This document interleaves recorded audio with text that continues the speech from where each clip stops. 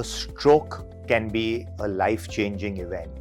After a stroke, a person may suffer from physical limitations, sometimes to be able to walk, to be able to move, speech limitations, understanding, being able to speak clearly, as well as what we call cognition, which means understanding concepts and making sense of them.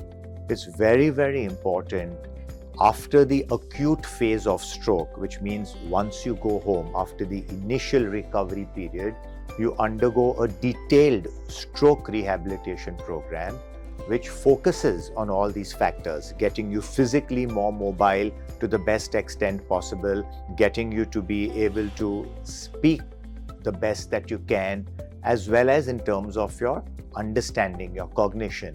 So all of this is very important and huge recovery can be made. So if you had a stroke, make sure that you undergo a comprehensive stroke rehab program.